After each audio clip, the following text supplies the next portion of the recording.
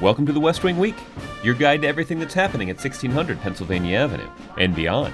This week, the President honored Father's Day and the WNBA Champion Indiana Fever at the White House, before embarking on a 4-day trip to the G8 Summit in Northern Ireland and then on to Berlin. That's June 14th to June 20th, or what's the crack? On Friday, the President hosted a Father's Day luncheon for fathers and children as part of his Fatherhood and Mentoring initiative, where he was joined by 15 Becoming a Man program participants, with whom he met in Chicago last February. And how about that baby? Very relaxed. Later, the President welcomed the WNBA Champion Indiana Fever to the White House to honor the team's victory and their dedication to community service and empowering women. Mr. President, the last thing I want to say is I want to thank you personally, you and the First Lady, for all you do to empower women. You have no idea. Every day you both send a strong message that little girls can do anything they want to do and they can be anything they want to be. Then, we checked in with Deputy National Security Advisor Ben Rhodes, where he previewed the President's trip to Europe for the latest edition of The Roads Ahead. This is an opportunity for us to come together with some of the most important countries that we deal with and address this very broad agenda. We'll also have a chance in Northern Ireland to speak to the peace process.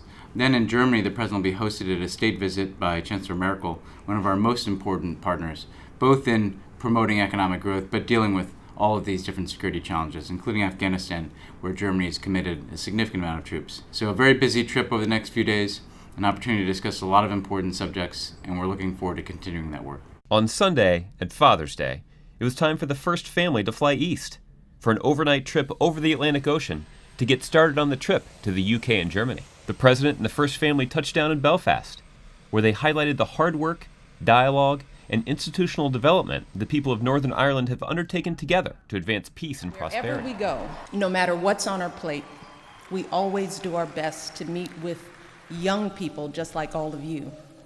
All of you, every single young person here today, possess something the generation before yours did not, and that is an example to follow. When those who took a chance on peace got started, they didn't have a successful model to emulate. They didn't know how it would work, but they took a chance. And so far, it has succeeded. The rest now is up to you. He then met with Prime Minister David Cameron, and for their own preview of this year's G8 Summit, they paid a visit to the Enniskillen Primary School and got a primer on the summit from the students there. Anybody have any sense of what we're going to be talking about? World hunger. World hunger is one topic. Yeah. Poverty as well, and how we can alleviate poverty and make sure that young people like you are getting educations around the world. Wars. Trying to stop them, hopefully, as much as we can. Pollution. And trying to do something about pollution. It doesn't feel real that the G8 leaders are here. Everyone's excited, so give them a cheer. After the briefing from the primary schoolers, the President attended his 5th G8 Summit, held in picture-perfect Lough Erne in Northern Ireland.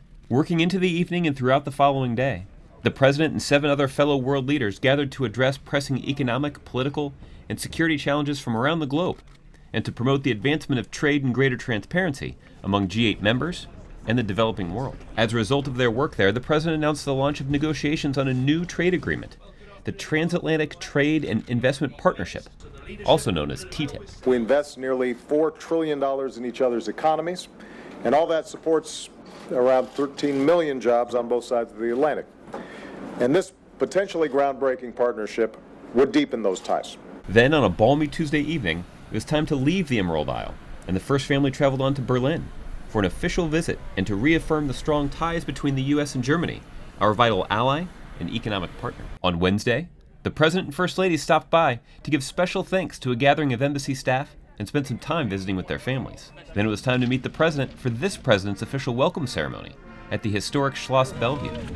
Good to see you, man. He then traveled to the Chancellery, where he and Chancellor Merkel continued discussions on a wide range of bilateral and global issues.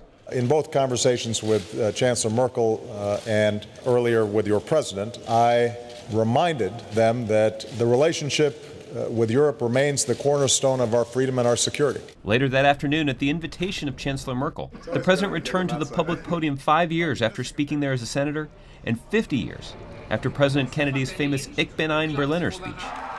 Standing on the east side of the Brandenburg Gate, in front of a crowd of 4,500 Germans on the first hot day of summer. The president addressed the deep and enduring bonds between the U.S. and Germany, the vital importance of the transatlantic alliance, and the important values that bind our nations together. Complacency is not the character of great nations.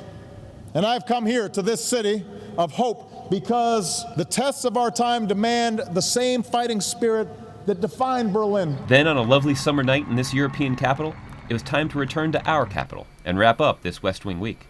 Stay tuned, though. The summer work isn't over. So to find out more information on any of these topics or to see complete videos of these events, go to whitehouse.gov. And thanks again for checking out your West Wing Week.